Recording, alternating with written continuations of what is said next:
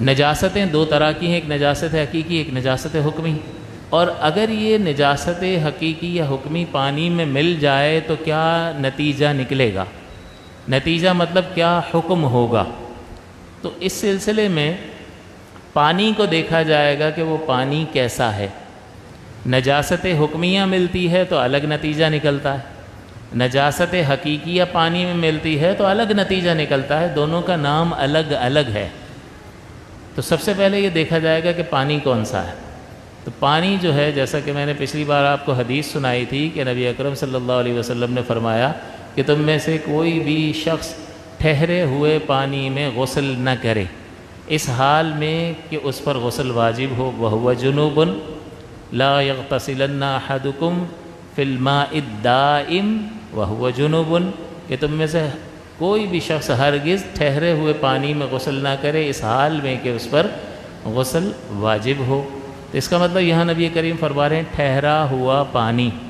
تو ایک پانی حضور نے بیان فرمایا ٹھہرا ہوا پانی، اور اس میں غسل کرنے سے منع فرما رہے، یعنی اس میں غسل کرے گا تو کچھ ہو جائے گا اس پانی کو۔ دوسرا پانی ہے اس کے مقابل میں اس کی ضد بنے گا جو ٹھہرا ہوا نہیں ہے، یعنی جاری ہے۔ تو پانی کی دو قسمیں سامنے آ گئیں، ایک ٹھہرا ہوا اور دوسرا جاری پانی۔ جاری پانی کی تعریف یہ ہے کہ اس میں تنکا ڈالیں تو وہ تنکا پانی کو بہا کر لے جائے، اس کو جاری پانی کہا جاتا ہے۔ اور ٹھہرا ہوا پانی اس کے برخلاف ہوتا ہے، ایک جگہ پہ رکا ہوا ہے، وہ موومنٹ نہیں کر رہا ہوتا، ہاں ہوا سے ہل رہا ہوتا ہے لیکن وہ ایک جگہ سے دوسری جگہ منتقل نہیں ہوتا، اس کو ٹھہرا ہوا پانی کہتے ہیں۔ پھر ٹھہرے ہوئے پانی دو طرح کے ہوتے ہیں کہ جتنی جگہ میں یہ ٹھہرا ہوا ہے اس کی لمبائی چوڑائی کا حاصل ضرب 225 اسکوائر فٹ ہو، یا اگر گولائی میں ٹھہرا ہوا ہے تو اس گولائی کی پیمائش 52.5 اسکوائر فٹ ہو تو اس کو ٹھہرا ہوا کثیر پانی کہا جاتا ہے۔ ٹھہرا ہوا کثیر پانی اتنی جگہ میں یا اس سے زائد جگہ میں ہو تو ٹھہرا ہوا کثیر کہلاتا ہے، اور جو اس جگہ سے کم میں ٹھہرا ہوا ہے تو اس کو ٹھہرا ہوا قلیل کہا جاتا ہے۔ اس کا مطلب ٹھہرے ہوئے پانی کی دو قسمیں ہو گئیں، ٹھہرا ہوا کثیر اور ٹھہرا ہوا قلیل۔ اب دیکھیں ٹھہرا ہوا قلیل پانی، جیسے ہم نے اپنے غسل خانے میں بالٹی بھر کر رکھی ہے، یہ پانی ٹھہرا ہوا ہے یا نہیں؟ ٹھہرا ہوا ہے۔ اور کثیر ہے یا قلیل ہے؟ قلیل ہے، 225 اسکوائر فٹ جگہ نہیں۔ اسی طرح یہ مسجد کا جو ٹینک ہوگا وہ بھی 225 اسکوائر فٹ کا نہیں ہوگا، اور وہ ٹھہرا ہوا ہے یا نہیں ہے؟ تو ٹھہرا ہوا ہے اور قلیل ہے۔ تو ٹھہرے ہوئے قلیل پانی میں نجاست گر گئی تو کیا ہوگا؟ تو ہم اس سے پوچھیں گے کون سی نجاست گری ہے بھائی؟ نجاست حکمیہ گری ہے یا نجاست حقیقیہ گری ہے؟ اگر نجاست حکمیہ اس پانی میں ملی ہے، یعنی کسی شخص کا وضو ٹوٹا اور اس نے بے دھلا ہاتھ اس ٹھہرے ہوئے قلیل پانی میں ڈال دیا، بالٹی میں ڈال دیا، یا کسی پر غسل واجب ہوا اور اس نے بے دھلا ہاتھ اس پانی میں ڈال دیا، تو اب جتنے ہاتھ پر پانی لگا وہ پانی جو ہے وہ اس سے نجاست حکمیہ لے کر چلا گیا، پانی میں مل گئی نجاست۔ تو نجاست پانی میں ملی یا نہیں ملی؟ نجاست پانی میں مل گئی، لیکن نجاست حکمیہ ملی ہے، یہ نظر نہیں آتی ہے، لہٰذا اس کی وجہ سے پانی کو ناپاک نہیں کہیں گے بلکہ کہیں گے مستعمل۔ یہ پانی کہلائے گا مستعمل۔ مستعمل کا مطلب یہ ہوتا ہے کہ یہ وضو اور غسل کے قابل نہیں رہا، پاک تو ہے لیکن وضو اور غسل کے قابل نہیں ہوا، لہٰذا اگر آپ کے کپڑوں پہ لگ جائے تو یہ ناپاک نہیں ہے، پاک ہے لیکن غیر مطہر ہے، پاک ہے، پاک کرنے کی صلاحیت نہیں رکھتا ہے۔ یعنی کس کو پاک کرنے کی؟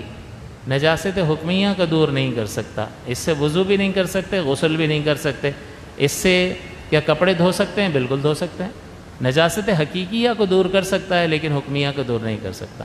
اچھا جی، یہ ٹھہرے ہوئے کثیر پانی میں، یعنی اگر نجاست حکمیہ مل رہی ہے تو اس کا نام بن رہا ہے مستعمل، اور جب پانی مستعمل ہو تو نتیجہ نکلتا ہے یہ وضو اور غسل کے قابل نہ رہا۔ اگر اسی ٹھہرے ہوئے قلیل پانی میں نجاست حقیقیہ گر جائے تو ہاتھ کٹ گیا اور خون کے 2-3 قطرے بالٹی میں گر گئے، تو نجاست حقیقیہ ہے یا نہیں ہے؟ نظر آنے والی نجاست ہے اور پانی میں مل گئی ہے، تو اب چونکہ یہ ٹھہرا ہوا قلیل پانی ہے تو اس کو کہا جائے گا ناپاک۔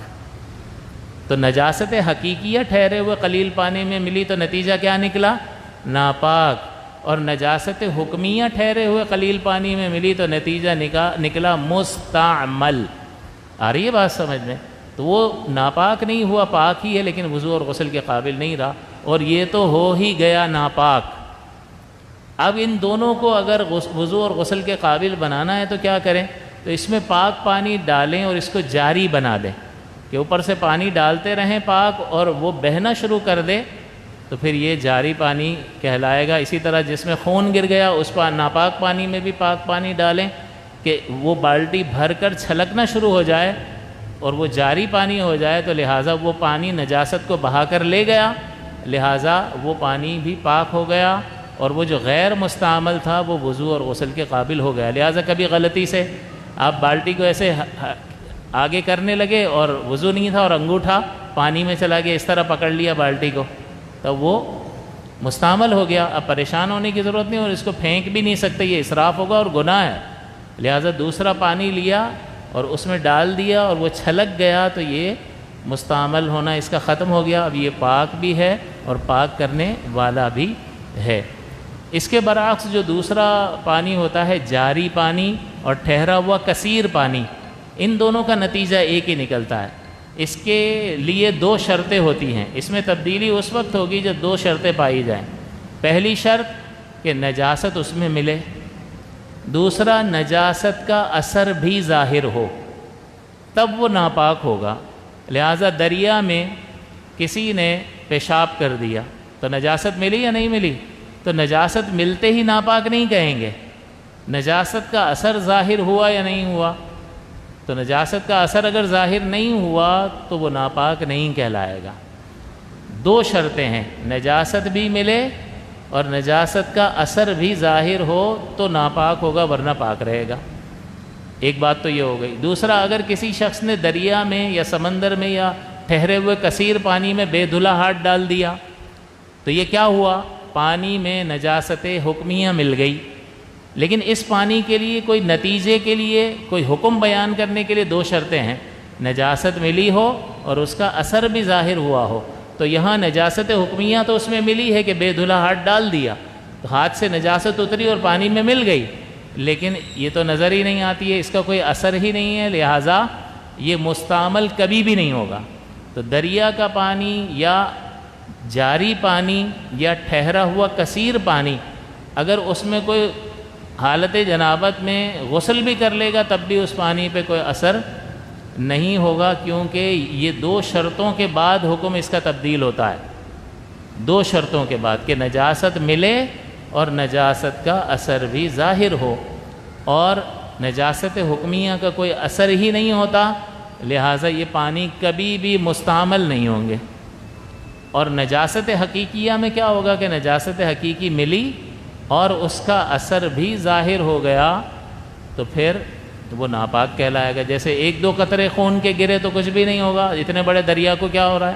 یہ چھوٹی سی نالی بھی جا رہی ہے لیکن پانی ایک طرف سے آ رہا ہے دوسری طرف سے جا رہا ہے، وہ قطرے گریں گے پانی اس کو بہا کر لے جائے گا، لیکن اتنا خون اس میں گر گیا کہ پورا رنگ ہی لال ہو گیا، اگرچہ جاری ہے لیکن اس کے باوجود وہ ناپاک کہلائے گا یا نہیں؟ آپ کہیں گے جاری ہے لیکن نجاست ملی ہے اور دیکھو رنگ بھی لال ہو گیا۔